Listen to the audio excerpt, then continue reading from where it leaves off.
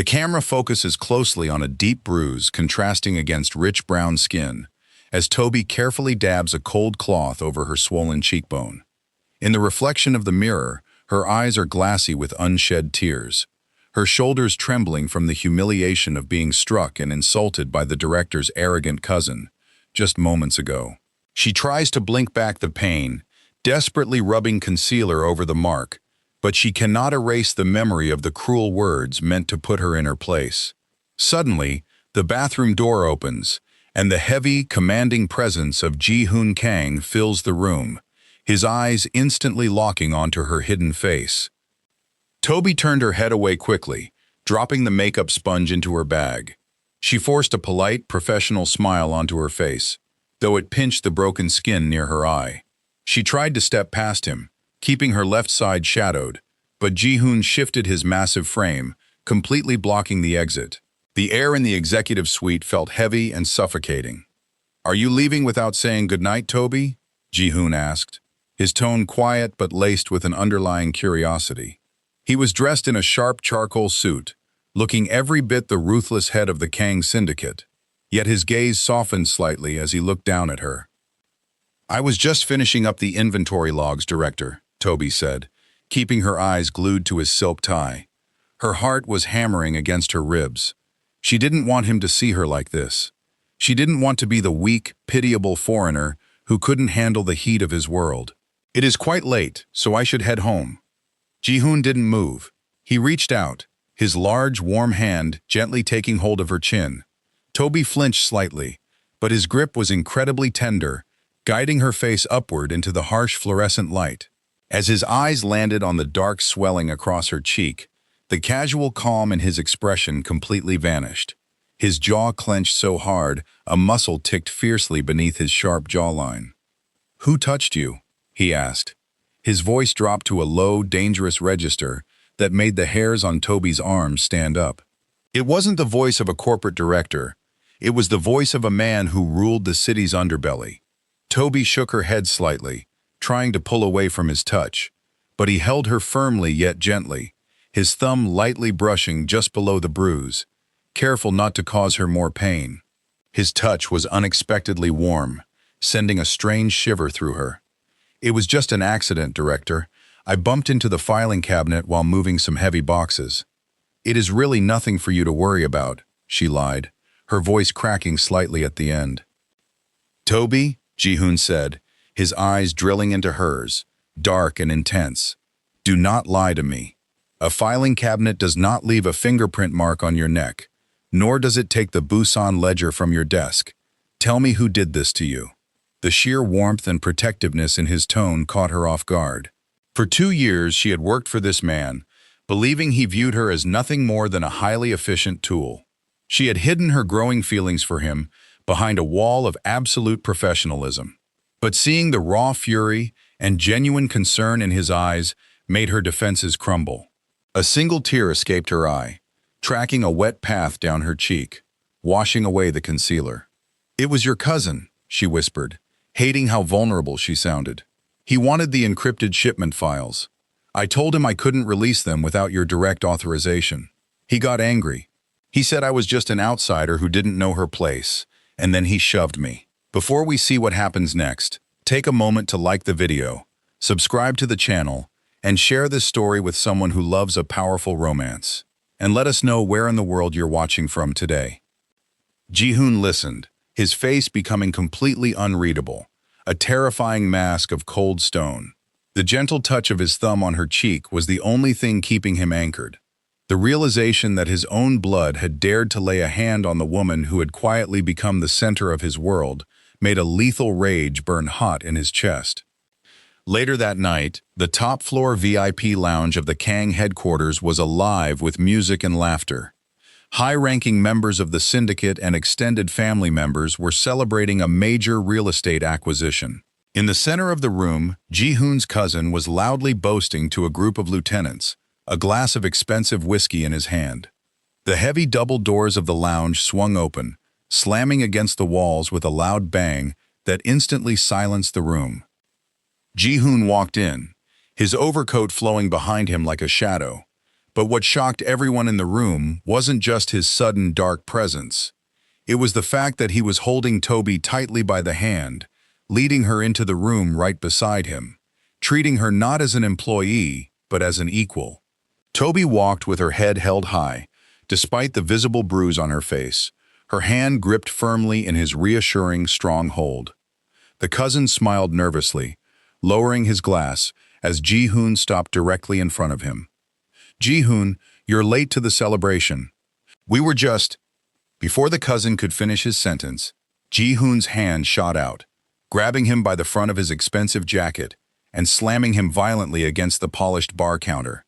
Glasses shattered, spilling alcohol everywhere. The room erupted into gasps, several bodyguards instinctively reaching for their jackets before realizing who they were dealing with.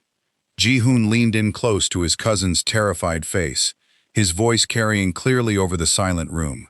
"You forgot the most important rule in this family, cousin. You do not touch what belongs to the boss. You will apologize to her, right now, on your knees. What will the rest of the family do when a powerful mafia boss humbles his own blood for his African assistant?"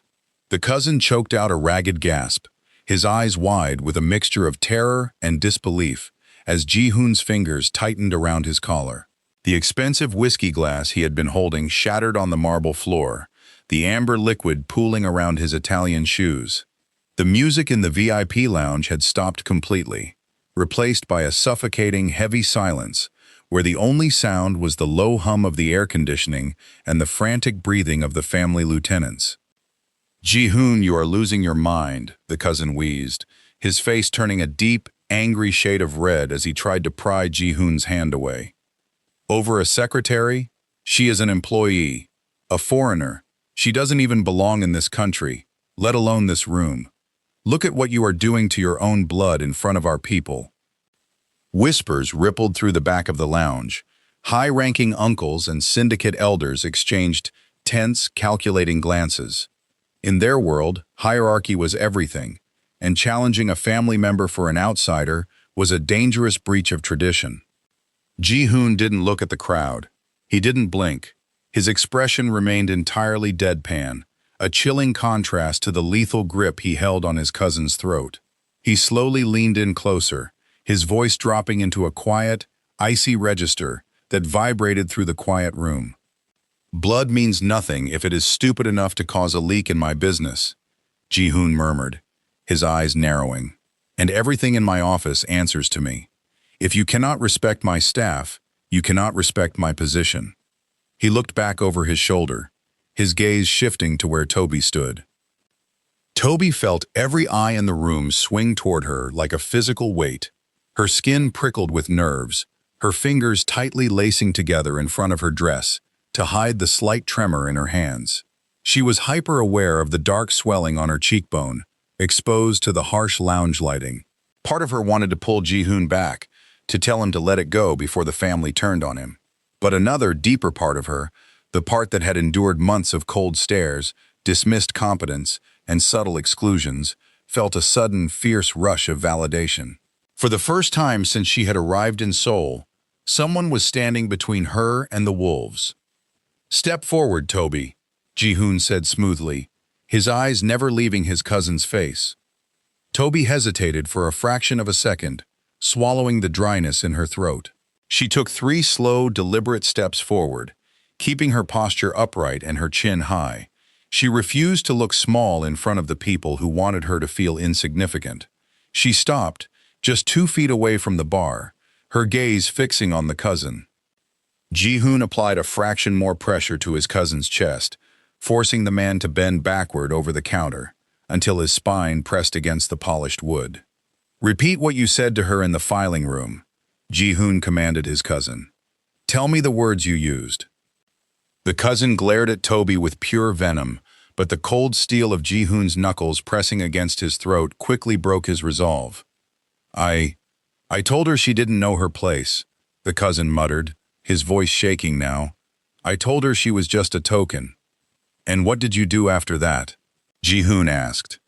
"I shoved her," the cousin whispered, the humiliation cutting through his voice as the entire syndicate watched him break. Ji-hoon finally released his grip, stepping back just enough to let his cousin slide down the edge of the bar, gasping for air. Ji-hoon took a pristine white handkerchief from his breast pocket, slowly wiping his hands as if he had just touched something deeply unpleasant. He didn't look back at the elders, who were shifting uncomfortably in their leather seats. "Apologize to Miss Chidi," Ji-hoon said, his voice absolute and unyielding. "Properly." The cousin looked up from the floor, his jaw tightly clenched. "Ji-hoon, this is too much." "Now," Ji-hoon cut him off, a single sharp word that sounded like a gunshot in the quiet room. Seeing no way out, and knowing the absolute authority Ji-hoon held over the syndicate's finances and enforcement, the cousin lowered his head, keeping his eyes on the floor in front of Tobi's shoes. "I am sorry," he mumbled in a tight, strained voice. "I should not have laid my hands on you." Tobi looked down at the man who had looked at her like she was dirt just an hour prior. She took a deep, steadying breath, her voice clear and resonant, as she spoke in fluent, flawless Korean.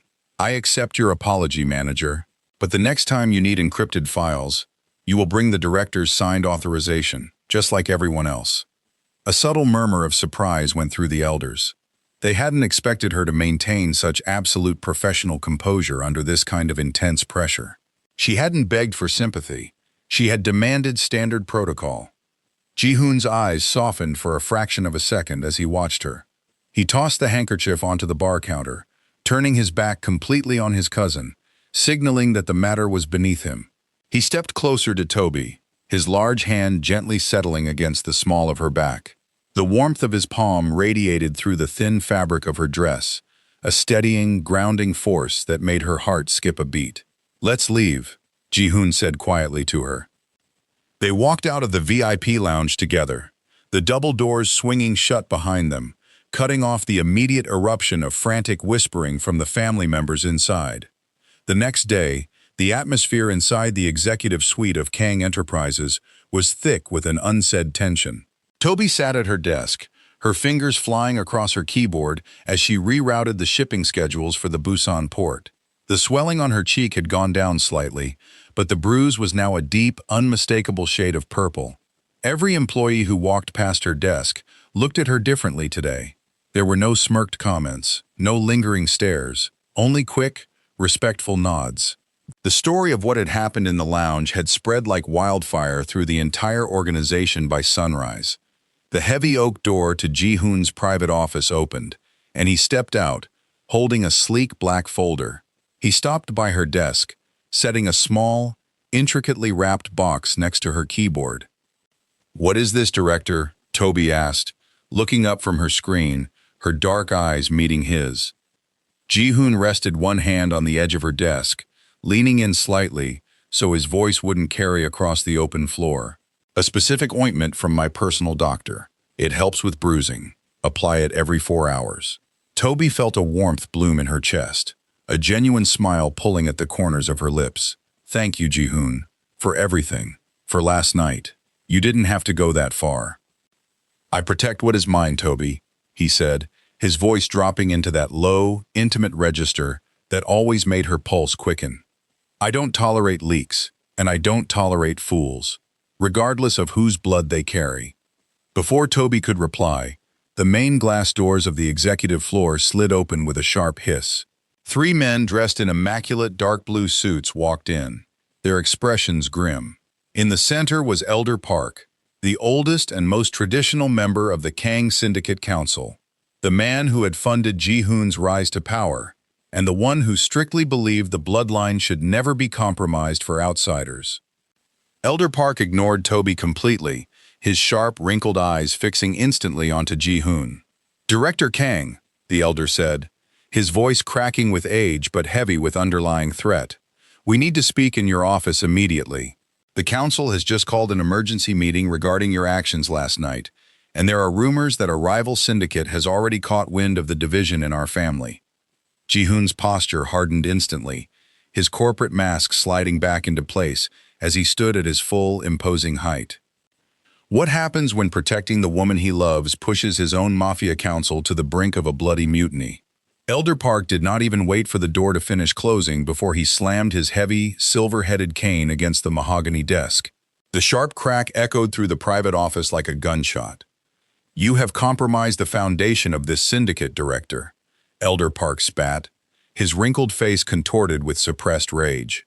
"You dragged a blood executive across a bar counter in front of our enforcers, all for an assistant. The family captains are already calling. They are asking if the head of the Kang clan has lost his mind over a foreigner." Ji-hoon stood motionless behind his desk. He slowly unbuttoned his charcoal suit jacket, his movements fluid, calculated, and entirely free of fear. He sat down, leaning back slightly into his leather chair, looking up at the old man with eyes of absolute ice. "A manager who tries to steal my clearance codes is not family, Elder Park. He is a security risk," Ji-hoon replied, his voice dropping into a dangerous, low register. "I did not punish him for an assistant. I punished him for undermining my authority. If you cannot see the difference, perhaps it is time the council steps aside." The second elder, a sharp-featured man with a gold watch, stepped forward, his expression grim. "This isn't just about family pride anymore, Ji-hoon. Because you broke your cousin's ribs and delayed the handover, he panicked. He tried to hide his failure by transferring the encrypted shipping logs to an unverified off-site server. 2 hours ago, the Bake Syndicate intercepted that server. They have our entire Busan maritime network layout right now." Tobi felt the air leave her lungs. She stood near the corner of the room, holding the morning shipment briefs tightly against her chest. Her skin prickled under the sudden, heavy glares of the elder's bodyguards. She realized with terrifying clarity that the cousin's initial assault on her wasn't just an outburst of arrogance. It was a clumsy, desperate attempt to cover up a massive corporate espionage failure. Now, because she had held her ground, the blame was being shifted to her shoulders. "The Bakes are already tightening the noose at the borders," the second elder pressured, leaning over the desk. "They know we are divided. They know you are distracted by this girl. You are risking a multi-million-dollar logistics empire because you refuse to let your staff be handled according to our traditions." Tobi kept her chin up, refusing to shrink under the weight of their accusations. She looked at Ji-hoon, her heart hammering against her ribs. She wanted to speak, to explain that she had only followed the precise protocols he had spent 2 years instilling in her. But she knew that in this room, her voice carried no value. She was completely vulnerable, a piece of political collateral in a game played by monsters. Ji-hoon didn't look at Tobi, but his jaw tightened, a sharp muscle twitching beneath his skin. When he spoke, the temperature in the room dropped significantly. "Tobi did exactly what her position required," Ji-hoon said, his voice quiet, steady, and utterly commanding. "She protected the encryption. If my cousin was weak enough to let the Bakes intercept his backup, that is a bloodline deficiency, not an administrative error. She stays under my direct protection because she is the only person in this building who doesn't sell out to the highest bidder." Elder Park let out a cold, humorless laugh, leaning heavily on his cane as he walked toward the door. He stopped just inches from Tobi, his old, calculating eyes scanning her bruised face with pure malice. "If she is so valuable to your operations, Director, then let her prove it," Elder Park whispered, his voice dripping with venom. "The Beck Syndicate has just sent their terms. They will return the master encryption keys on one condition. They want the person who directly manages the port logs to deliver the physical bypass codes to the neutral warehouse in District 7 tonight, alone." Tobi's breath hitched. District 7 was an abandoned industrial wasteland, completely controlled by their rivals. Sending her there alone wasn't an exchange, it was a death sentence. Ji-hoon stood up slowly, his massive frame casting a long, dark shadow across the entire room. For the first time, a flicker of raw, dangerous emotion broke through his mask of stone. "She is not going," Ji-hoon said, his hand clenching into a tight fist at his side. "Then the Bake Syndicate deletes the codes at midnight, our ships are seized by the authorities, and the council will formally vote to remove you from the chair," Elder Park countered, his hand on the door handle. "Choose wisely, Ji-hoon, your crown or your assistant."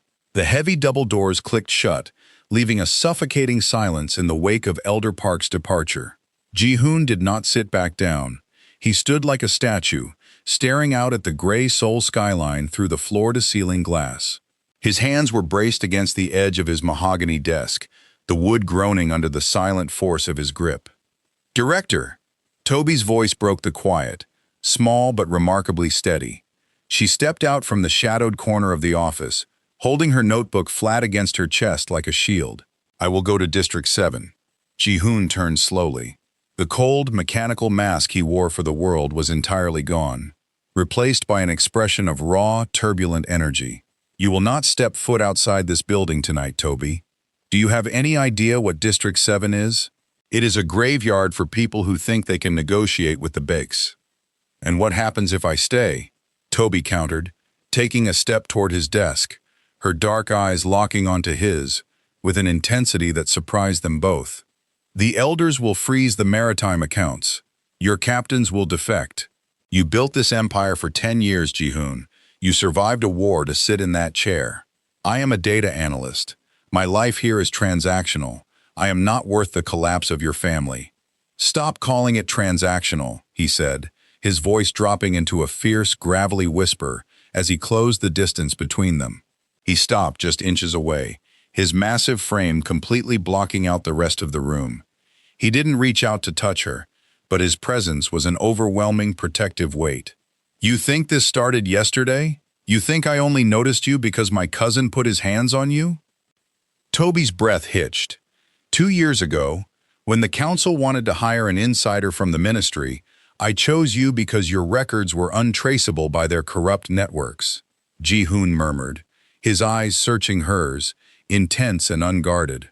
"But I kept you by my side because you were the only person in this city who looked at me like a human being, not a title or a threat. Every late night, every security protocol I built, every quiet hour in this office, I wasn't protecting my files, Tobi. I was protecting the only clean part of my world. I will let the shipping lanes burn to ash before I hand you over to them." A profound realization washed over Tobi, hitting her harder than the physical blow from his cousin. Ji-hoon wasn't just defending an employee out of stubborn pride or a sense of ownership. He was willing to dismantle his entire life's work, to face a mutiny from his own bloodline, just to keep her safe. The realization didn't terrify her. It shifted something deep within her soul, dissolving the last remnants of her professional armor.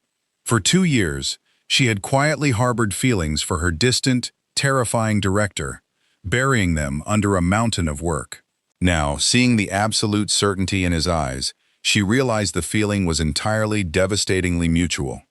"If you fight the council, it's a civil war," she whispered, her voice trembling with an emotion she could no longer hide. "They are already splitting the syndicate from the inside. The Incheon captains aren't answering your calls." "Then let them split," Ji-hoon said softly, his hand finally rising, his large palm resting against the side of her neck, his thumb gently brushing just below her bruised cheek. The warmth of his skin sent a tremor through her. "I survived the streets before I had an empire.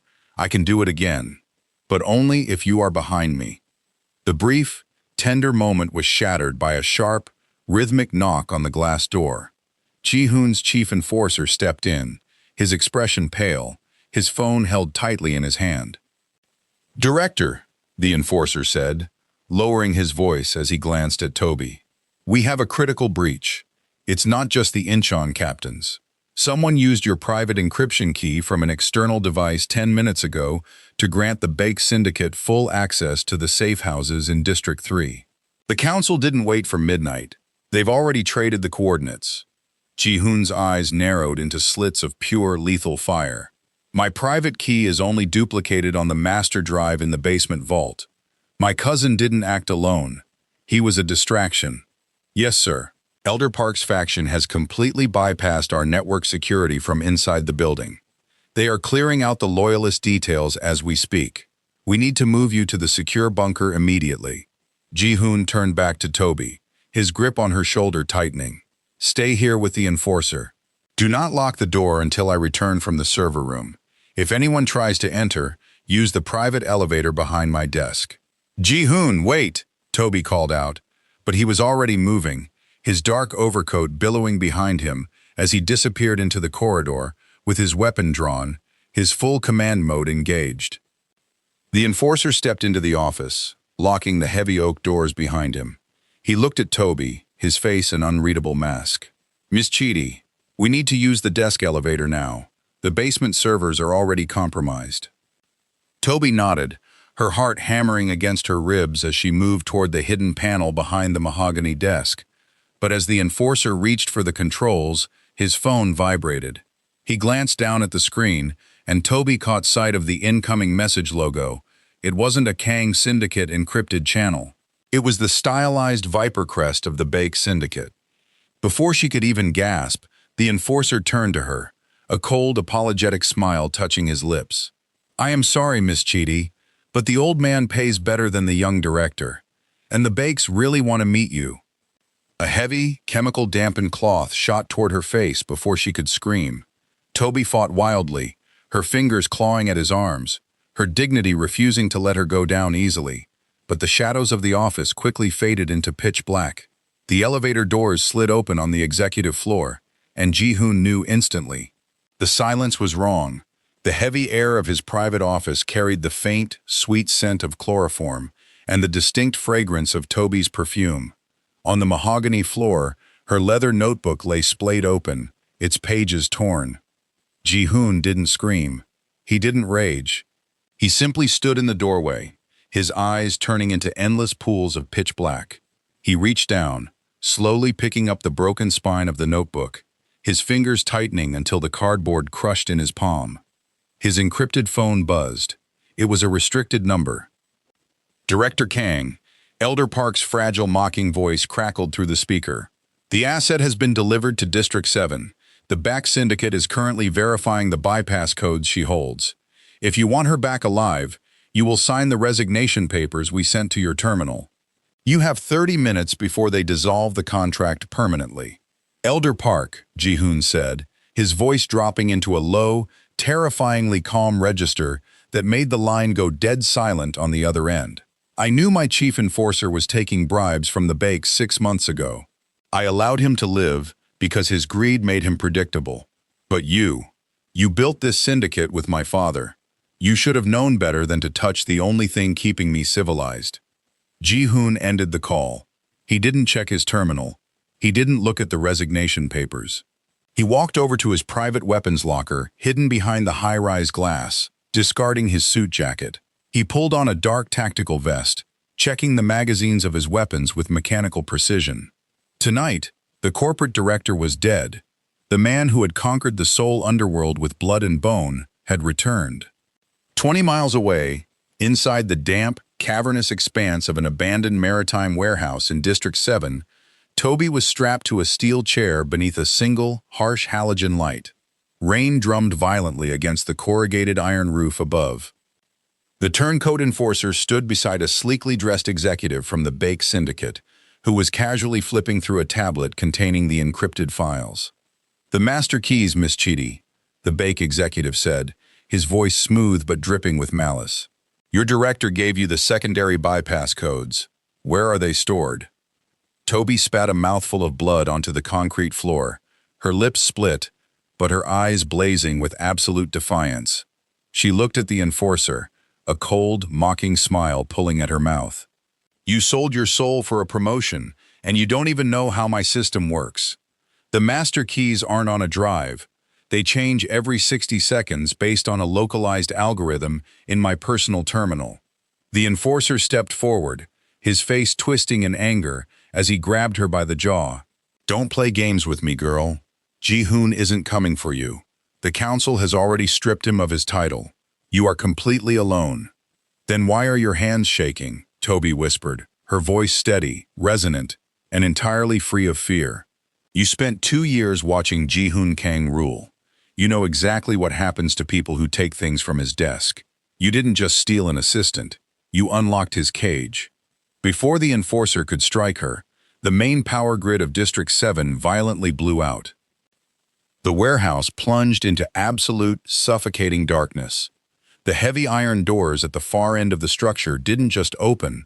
They were torn from their hinges by a black armored SUV slamming through at 60 miles an hour. The vehicle skidded to a halt, its high-beam headlights cutting through the dust and blindfolding the Bake guards. Gunfire erupted instantly, sharp, deafening flashes illuminating the shadows. Ji-hoon didn't execute a standard tactical entry. He moved like a force of nature, using the blinding headlights as cover. He was a shadow moving through the mist, every shot from his weapon finding a lethal mark with terrifying mechanical efficiency. "Kill her!" the Bake executive screamed, panicking as his guards fell around him. The turncoat enforcer pulled a knife from his belt, lunging toward Tobi's strapped form. But Tobi didn't wait to be saved. She had spent the last 10 minutes subtly working her slender wrists against the cheap twine the enforcer had used in his rush. Using the distraction of the gunfire, she threw her entire body weight backward, tipping the heavy steel chair over. The chair crashed against the concrete, shattering the wooden backrest.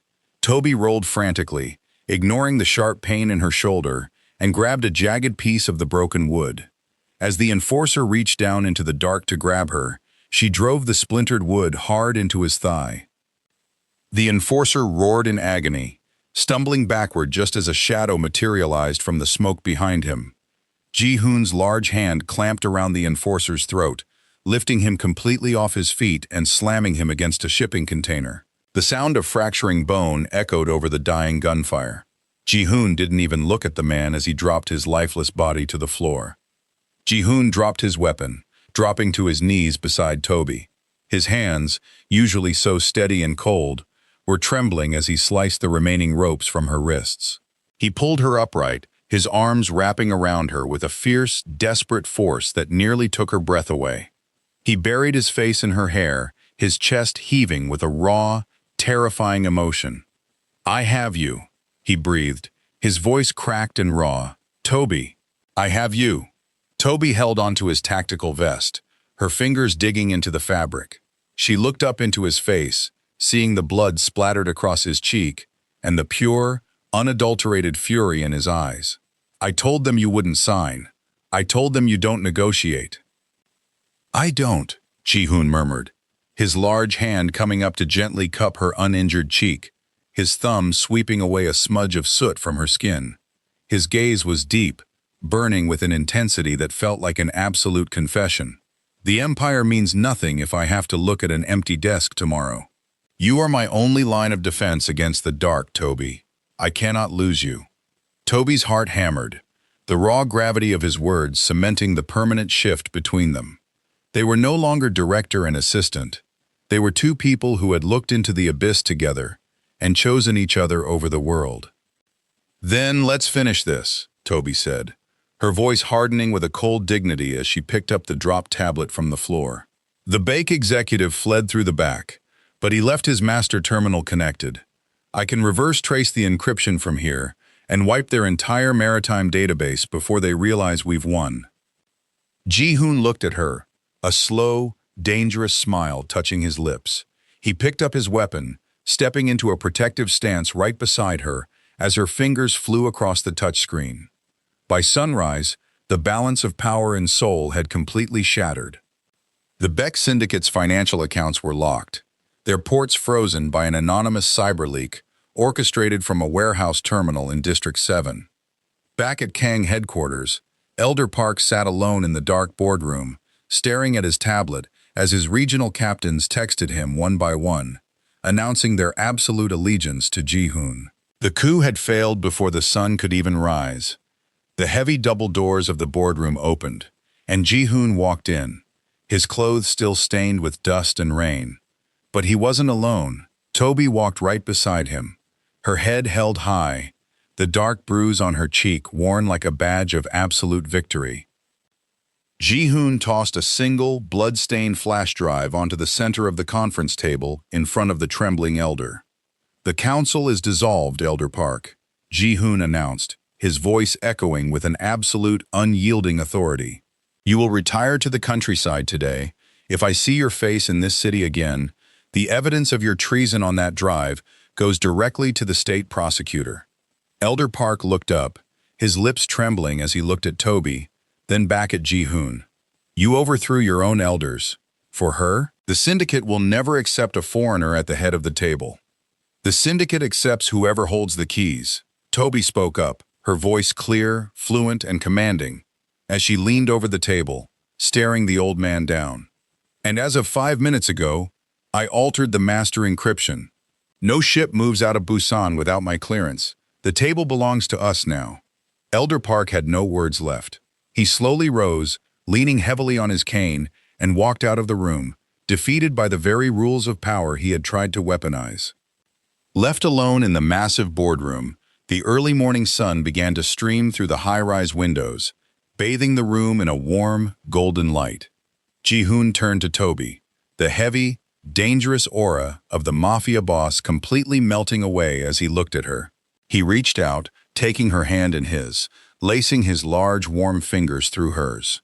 "The corporate structure is gone, Tobi," Ji-hoon said softly, his dark eyes locking onto hers with a sweet, undeniable tenderness. "There are no more protocols, no more boundaries. Are you ready for what comes next?" Tobi smiled, a beautiful, genuine expression that chased away the last lingering shadows of the night. She leaned in, resting her shoulder against his chest, feeling the steady, powerful beat of his heart. "I've been ready for 2 years, Ji-hoon," she whispered.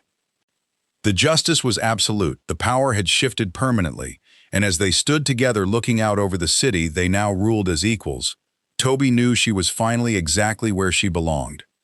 Thank you so much for watching this journey of deep loyalty, respect, and hidden passion, from beginning to end. If you felt the emotional power of Ji-hoon and Tobi's victory, please take a quick moment to hit that like button, subscribe to the channel, and share this video with someone who loves a true cinematic romance. We would love to have you with us for our next story. Until then, take care, and we will see you soon.